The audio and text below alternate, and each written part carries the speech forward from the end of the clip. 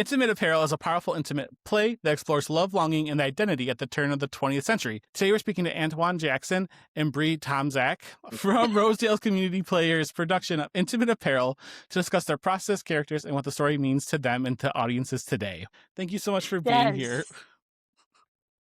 Thank you. So you're currently in your tech week, correct? Yes. How's that going? Yeah, it's going pretty good. Today we just took the day off and every day just to reset because we've been going hard at it every day. And like we just a lot more discovering, a lot more connecting and depending on each other even more, you know what I mean? Just a great ensemble and director. So it's going well. This is like the week that you really get to kind of dive into it, Bri, right? Yeah. Well, so some of our castmates were talking about the fact that and I agree with this totally, you need your props to be immersed in it, and you need, all of that to come together, like the lights and the sound. And so once all of that gets put together, then you're I connect. Now I have that I'm in it moment. So it is the heat of the moment, but it's everything's come together, so now you finally get to feel that oh, this is what it's going to feel like when we actually get to do it, kind of thing. So, but for sure, with the lights and the costumes and the everything's finally here, and you're kind of just running through it, and it all feels cohesive, and you're these characters and kind of embodying them. Yes, definitely. Yeah. So, Antoine, I'm going to be honest with you. I don't know much about this show, so I'm hoping that maybe you can kind of give me the information about what's kind of going on in Intimate Apparel. Sure. Yeah. So, it's a play about a woman named Esther. She's a seamstress, and she also does seamstress work for Bri's character, Mrs. Van Buren. And I played George, and it's dated back in 1905. And it's pretty much a love story. Not only about relationships between me, my character, and her character, but just the art through her work and everything like that. So it's really interesting. My character, he comes from Panama because he worked on the Panama Canal, and he's been writing letters to her. They had never met or anything like that, and then Miss Van Buren, Bri's character, helps write the letter back to George, who my character is, and then they finally, he wants to, without telling too much, he's in love with her without meeting her. And so he finally comes to the States and everything like that, and they finally meet, and they get married. So it's an interesting journey. That's quite a love story. Yeah. Bri, how well did you know the show before auditioning for it? Kind of in a weird way, very well. I went to school at Hope College, and I studied theater and got my Bachelor of Arts degree in theater. And one of our projects was take costumes from a certain piece, and I love Lynn Nottage as a writer. I think she's just beautiful, and I love all of her plays. So it happened to be the one that I chose, so I got the opportunity to get to kind of dive into these characters without actually doing any of the show. So once I saw that it was something that was available, I found it on Facebook, and I was like, oh, I know that show. I would love to audition for that show. So kind of in the way that my college career kind of brought me back to this show. So I have a little bit of background with it, but I definitely still think we've all grown so much with these characters, and I've learned so much more about, especially Mrs. Van Buren as well too, just because she's that higher class society woman. So what does that look like in 1905? What does that mean with her relationship with Esther? And it's been a blast, but it was kind of funny, yes, to see. I was like, I recognize this. Why do I recognize this? Oh, yeah. It's like a full circle moment for you. Yeah, very much. I was like, I did the costumes for that. Okay, in my own head, I kind of know what this is. Yeah. So for sure. Antoine, how about for you? Were you familiar with the show before auditioning for it? I had heard about it, but I was not familiar with it at all. I've just being in training and classes and everything, I did hear about Lynn Nottage, but I heard about the play, but I never read it or seen it anywhere. So yeah, yeah. So what drew you to the show then? What drew me to the show? Yeah. You know, that's a good question. So I was doing a play at the Detroit Repertory Theater, and Byron Keys is the director, who the director of this play is. He asked me to audition, and and yeah, so I went to audition. I was like, yeah, sure. And then he's like, I hope you're ready.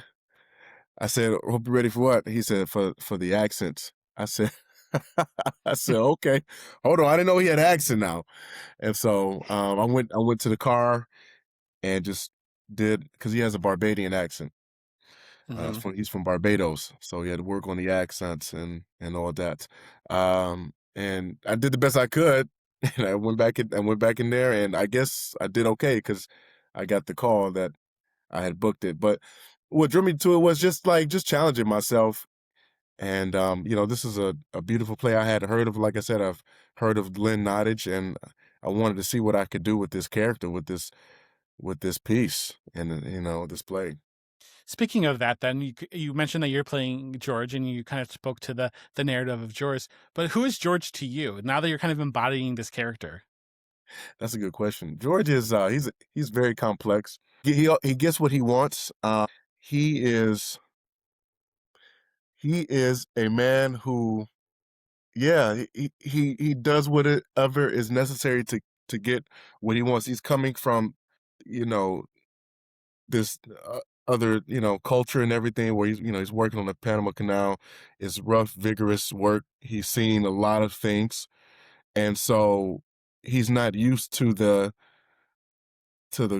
society of being just in the U.S. and everything like that. So he just kind of just he makes his own rules. He makes his own rules, and he justifies it in a way to where it makes sense to him. And it's interesting having played a character like this. Um, so I love like diving in. I'm still like learning and discovering more about him. But yeah, yeah, he's a cool cat, but he has his funny ways. Sure, I say that. sure. So, Brie, you're playing Mrs. Van Buren. Who is Yes. Mrs. Van Buren to you, and kind of what is what is your narrative that you feel like for this character? Yeah, so she is one of Esther's customers. She is a higher class society kind of, she's a white woman. So in 1905 that definitely has race playing into the role. But I really have learned to kind of love Miss Van Buren. She's got some quirks for sure. And she's definitely quite the gossip.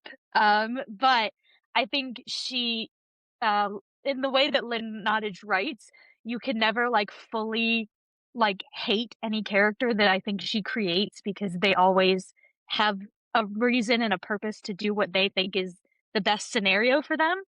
And so I've really come to learn to love Mrs. Van Buren because she's doing what she believes is best for her, and that, we all strive for that. So I definitely have gained a little more sympathy for her than I think I would have originally given her the credit for. So I've definitely learned to love her a lot more.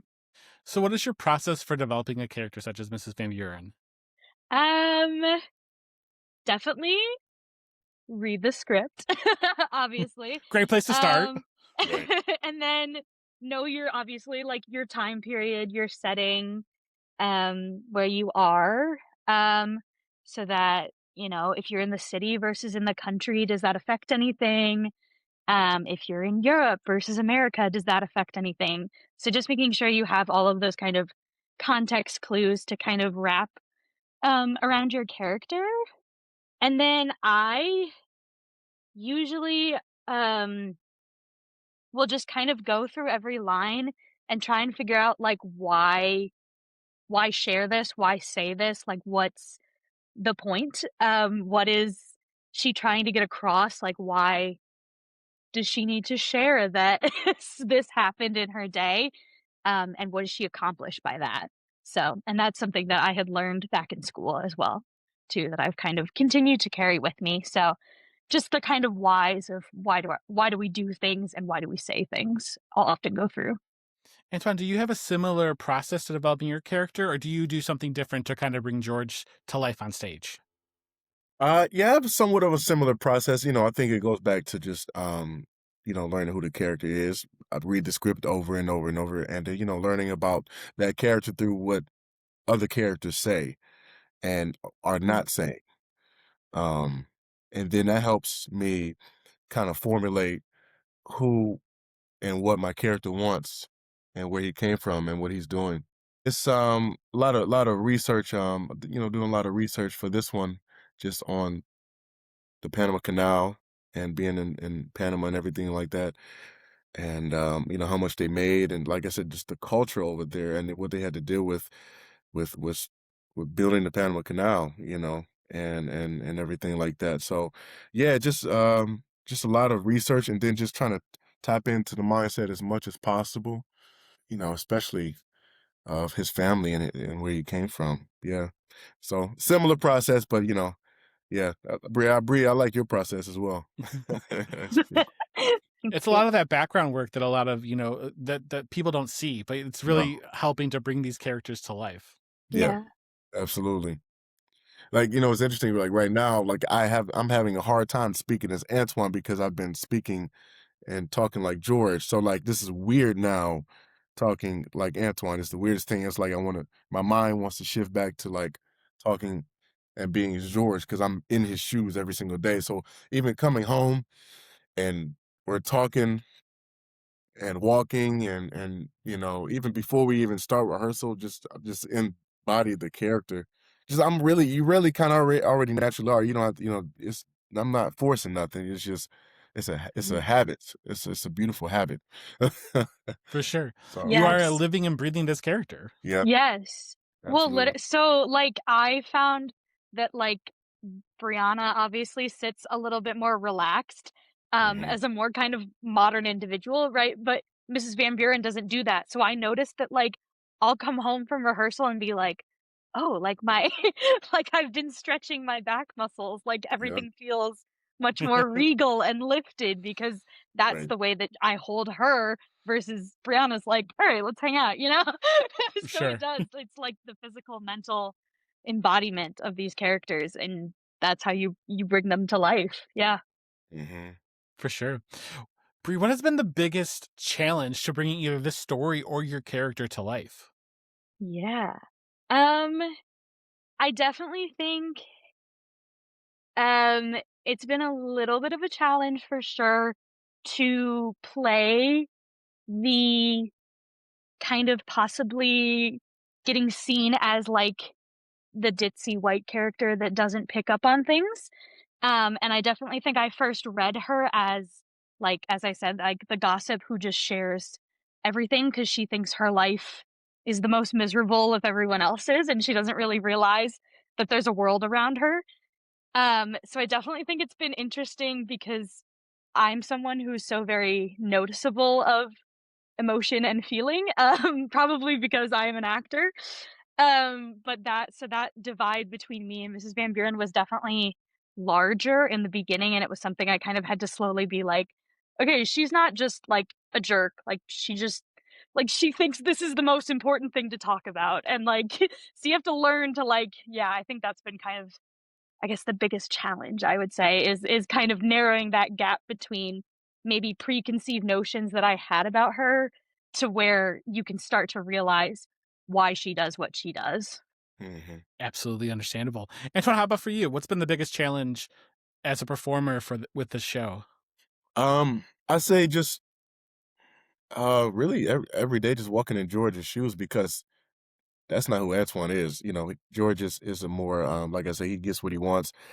He does whatever he wants. And he has a bit of like manipulating aspect to him, a huge manipulating aspect to him, to where he just doesn't care. He just doesn't care. He came from all the way over here, and then he comes to New York City, and he just feels like he can do what he want. And Antoine's not like that. So it's just just find those seeing those different characteristics, which is cool. Which I like playing those different characters because it's completely separate from who I am.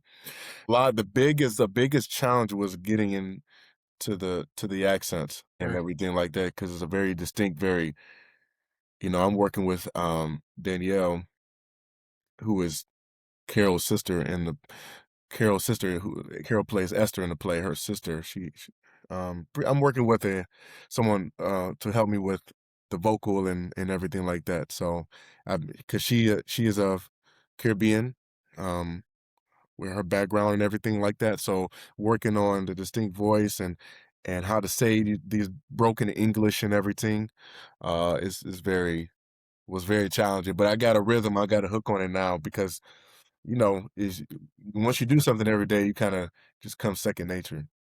Yeah. For sure. I can understand how that would be because, like, if it's not what you're used to speaking, you know what I mean? That it takes a while to catch on to that. Oh my gosh. When they told me when I was reading, you read it your way the first time and then you talk to vocal coach or whoever, or somebody helping you, you were like, this is how you say faced. You say faced this way. You're like, no. It's feast. I said, what? I gotta remember that. Not face, feast, like feast. It's a lot of, but it's really cool. I love learning about different backgrounds, different cultures, different ethnicities, and that's why I love acting in general. You get to these characters help you learn. I love history in general. So like, Bri, you could probably attest to this. So like, just learning. It's easy. It's like a school of learning. You're never going to stop learning about different people, different cultures, especially when you're playing the characters. It's like it's almost free schooling. Yeah. Free Totally education. awesome. Bri, what themes from this show really resonate the most with you? Mm. I think for sure, the idea of Esther's kind of female empowerment in this world. She definitely stands her ground, and is not willing to be taken advantage of easily. And Sure. I love to see a strong woman getting to do what she loves as well too. Um, yeah. I Yeah. think I mean, that's a ev great theme. yeah, I mean, I think just too, like, it's always great to tell stories and, as Antoine said, talk about history. So I think the history of this and where it stands and how, truth be told, it could be told in, 1905 or 2025 is kind Right. of incredible. Right. So I think there is something that everyone who comes will resonate with. So I definitely Mhm. think, yeah. Yeah, it's Perfect. cool because Lynn Nottage. I'm sorry to interrupt. Lynn No, you're Nottage, good. the way she just wrote, and then every playwright, Tennessee Williams, Shakespeare, taking us back into those times in that era. Like, who doesn't want to like, I would love time traveling. Like, I want to travel back in time, and what other way to do it than being those characters and it's beautiful writing, beautiful writing. So yeah. That's awesome. What themes for you, Antoine, really resonate with you? Um. I would say I don't know. I don't all of it, Okay. all of it for me. You know, just the character, the relationship between Esther and George is very, very complex and different. Completely two different ages. A huge age gap, and then just two different cultures, and just personality, just pretty much everything for me. Perfect.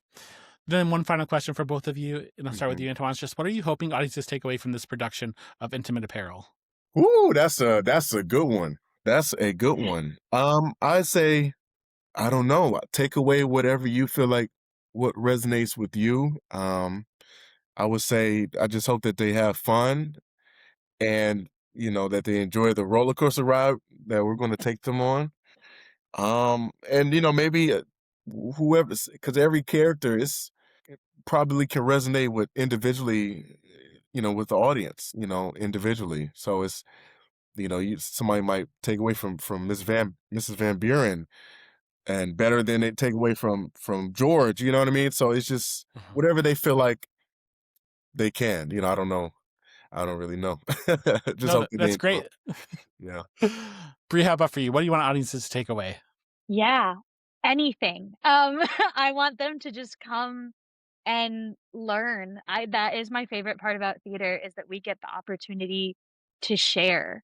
And so I love when an audience can come and learn something and grow in some way and get the chance to hear a story that they may have never had the chance to hear before. So take away everything and anything that you can from it, and grow and continue to learn and use things, that you hear in the show, or resonate with George, or resonate with Miss Van Buren, or Mhm. resonate with Esther, any of those characters, and just continue to learn and grow in any way is magical. Absolutely. Yeah. Yeah. It's always interesting to hear after you do a play or film or TV or something like that, a movie of how the audience just like, oh my gosh, you played my cousin. Not even that person that was watching us, on the stage or on the film or the TV, but like you played my cousin, like you played my aunts. It's really Yeah, fascinating. So it could shoot back to deep in the family tree, or it don't For have to sure. resonate at all or take away. Nobody has to take away anything, but just enjoy 1905. right. Intimate. Which I'm Yeah, sure they will, because this sounds like there's a lot of passion in this project from everybody yeah. that's in it, and it's going to be Absolutely. such a great time. So Mhm. thank you both for being here and talking with me. It's been such a pleasure to talk about the show that's coming up. So And we're thank you gonna so much see for you being there, here. right, Brian? I won't be there, but we have one of our writers coming. Okay, Representative. that is Yeah. good. So Intimate Apparel arrives at Rosedale Community Players on January 23rd and runs through February 7th. So get your tickets now. We'll see you at the show.